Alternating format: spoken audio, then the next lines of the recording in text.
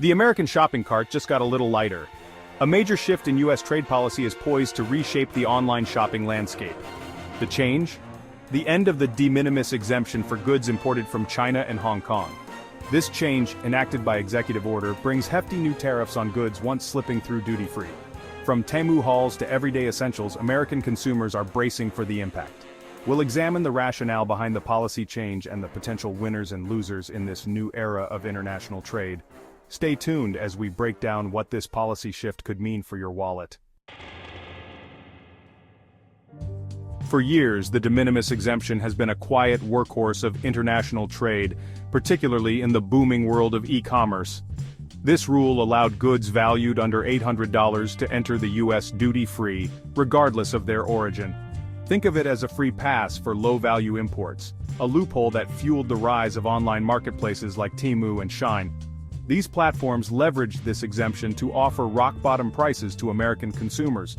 However, this era of tariff-free shopping has come to an end. The recent executive order specifically targets and eliminates this exemption for goods originating from China and Hong Kong. This strategic move signals a significant shift in U.S. trade policy aimed at curbing the influx of low-cost goods from these specific nations. The implications for both businesses and consumers are far-reaching. With the de minimis exemption gone, a new set of tariffs is stepping into the spotlight. As of May 2, 2025, shipments from China and Hong Kong face a considerable tariff increase. The new rates are structured as follows. A 145% tariff is applied to the value of the goods, in addition to any pre-existing duties. This could result in a total tariff burden as high as 245% on some items. For postal shipments valued under $800, a 120% tax applies. Alternatively, a flat fee of $100 is imposed, with this fee set to increase to $200 in June 2025. The days of snagging a $5 phone case from Temu are likely over. The cost of online shopping for goods from China and Hong Kong just got a lot more expensive. The Trump administration has framed this policy shift as a necessary step to address several key concerns. At the forefront is the issue of unfair trade practices. The administration argues that the de minimis exemption gave Chinese companies an unfair advantage, flooding the U.S. market with artificially cheap goods and undercutting American businesses.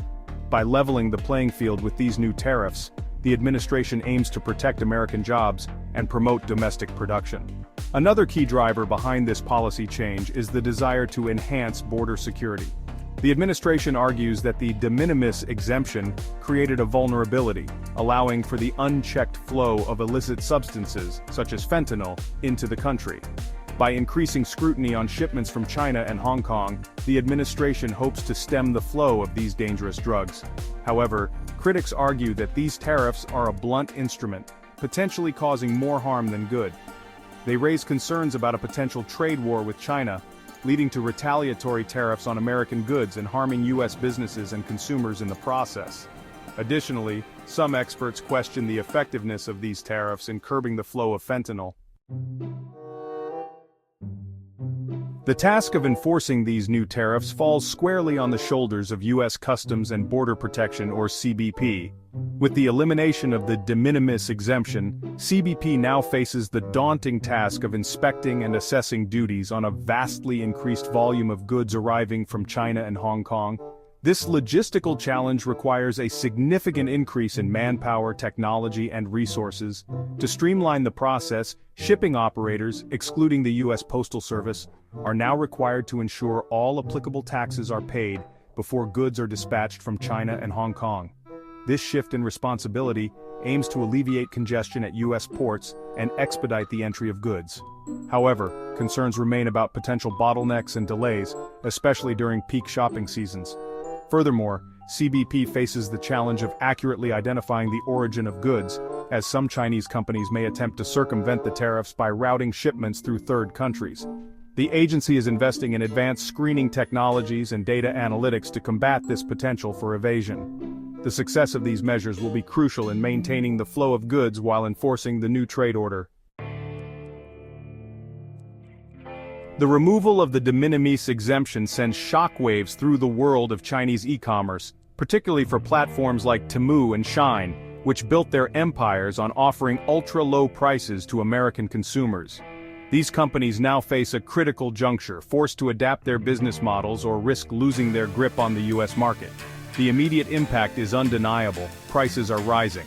Both Temu and SHEIN have implemented price hikes, with some products seeing increases of 40% to 100%.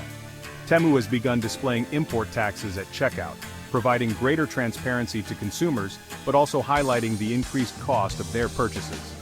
SHEIN, meanwhile, is reportedly re-evaluating its plans for an initial public offering, or IPO, a sign that the company is adjusting its long-term strategy in light of these new trade barriers. These companies are exploring various strategies to mitigate the impact of the tariffs. One option is to shift their sourcing away from China, seeking out manufacturers in countries with more favorable trade agreements with the US. Another strategy involves establishing or expanding fulfillment centers within the US, allowing them to bypass some of the tariffs and expedite delivery times. The long-term success of these Chinese e-commerce giants hinges on their ability to adapt and innovate in the face of this new trade landscape.